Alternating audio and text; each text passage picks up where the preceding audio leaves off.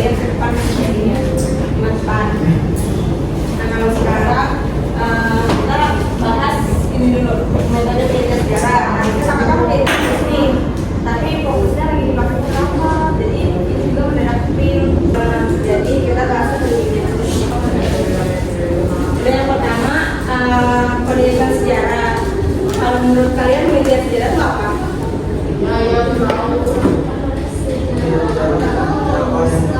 Menimba sejarah melalui teknik pengumpulan data dan klinik sumber secara sistematis dalam menjadi nilai kualitas menganalisis subjektivitas penulis.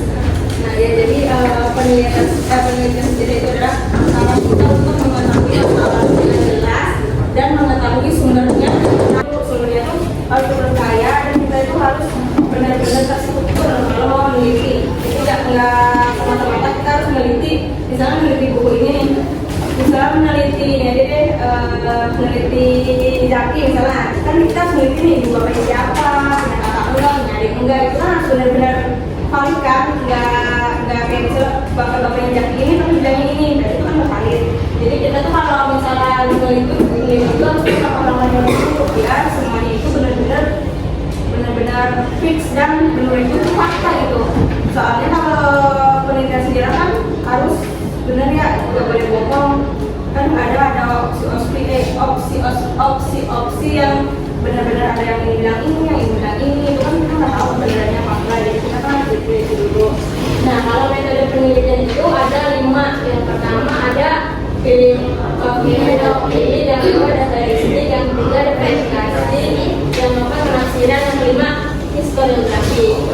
Nah kalau pemilihan topik ini itu pemilihan topik ini harus utama untuk melanjutkan langkah berikutnya. Jadi kita tuh langkah yang pertama yang harus kita lakukan saat meneliti itu harus pemilihan topik. Jadi kita tuh harus memilih topik dulu. Kalau misalnya kita nggak milih topik dulu, kan kita nggak tahu mau meneliti apa. Jadi kita harus ke pemilihan topik dulu. Dan pemilihan topiknya juga nggak salah-salahan, harus jelas, menarik, relevan, dan kesediaan sumber. Kenapa harus kesediaan sumber? Karena kalau sumbernya nggak memadai, itu kita susah menelitinya karena sumbernya itu cukup, benar-benar cukup. Kalau meneliti sejarah itu harus banyak referensinya. Yang kedua, habis pemilihan topik itu ke statistik. Statistik itu ada yang tahu statistik apa? Yang itu proses mengumpulkan sumber sejarah. Nah jadi habis kita milih topik itu kita harus statistik. Statistik itu mencari atau mengumpulkan sumber. Kalau kita nggak nyari sama ngumpulin sumber, kita nanti bakal kelabakan ke depannya. Dan kita juga kalau beli itu harus benar-benar ada sumbernya ya, jangan sampai nggak ada sumbernya, itu benar-benar ada sumber. Terus sumber itu dibagi dua, ada sifat sama bentuk. Nah kalau dari sifat, sumber itu ada Memberikan bukti langsung tentang peristiwa yang sedang diteliti. Sumber sekunder yang berupa analisis, interpretasi, dan kajian-kajian psikologi juga sangat penting. Nah jadi kalau sumber primer ini itu bukti atau catatan asli pada saat kejadian ya. Jadi itu primer itu benar-benar asli. Kayak ada contoh itu pelaku sejarah atau saksi sejarah, ada benda, ada rekaman sama dokumen asli di sejarah. Di media. Ya bisa. Tuh. Kalau rekaman kayak suara yang jadi bisa juga. Terus ada dokumen asli tuh tahu nggak? Tahu. Saksi juga bisa asli. Terus kalau sekunder itu jadi analisis dan interpretasi ini, jadi bisa ke sini, dari sini, jadi primer. Kalau sekunder itu ada buku sejarah, sama ada biografi, artikel, sama jurnal.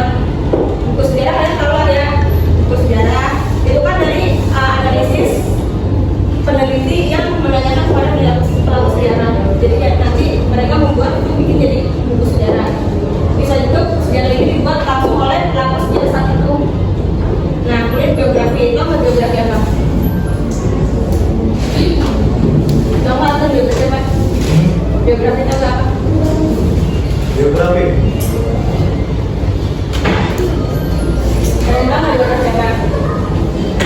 Nah jadi biografi itu profil kayak misalnya Soekarno lahir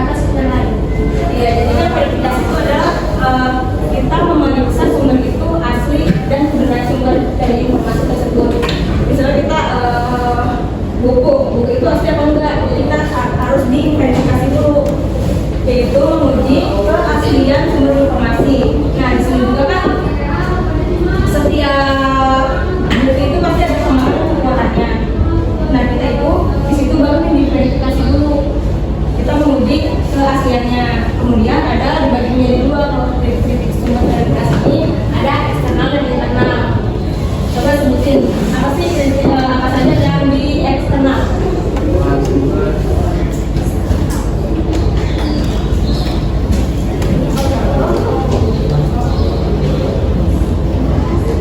Jadi kalau di eksternal ini verifikasi ada bahan sumber.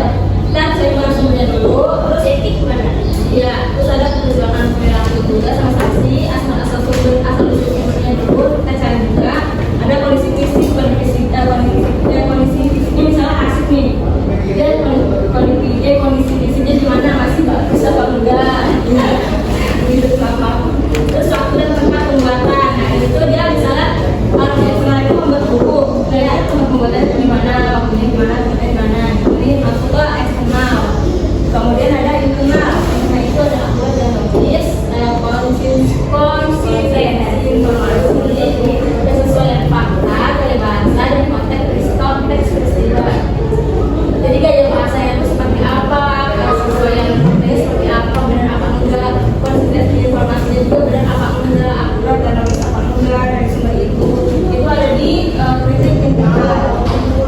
Habis itu kalau udah di sini semua kita tindak ke penafsiran atau interpretasi. Apa sih interpretasi?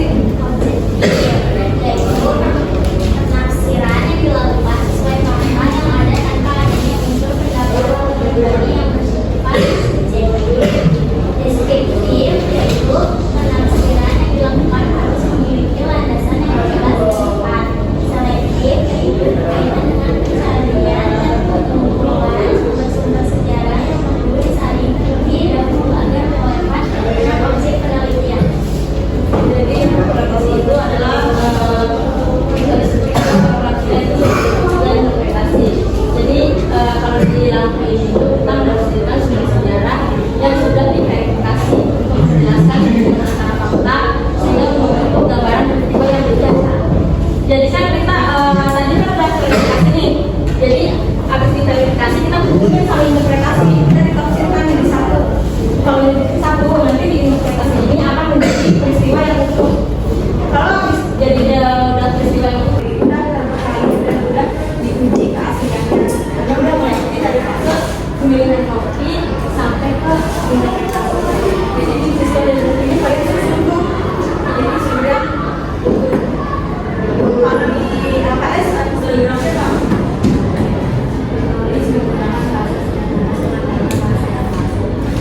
Jadi di sini kita susun yang udah peristiwa kalian teliti. Jadi sampai ini selesai hasil kalian dan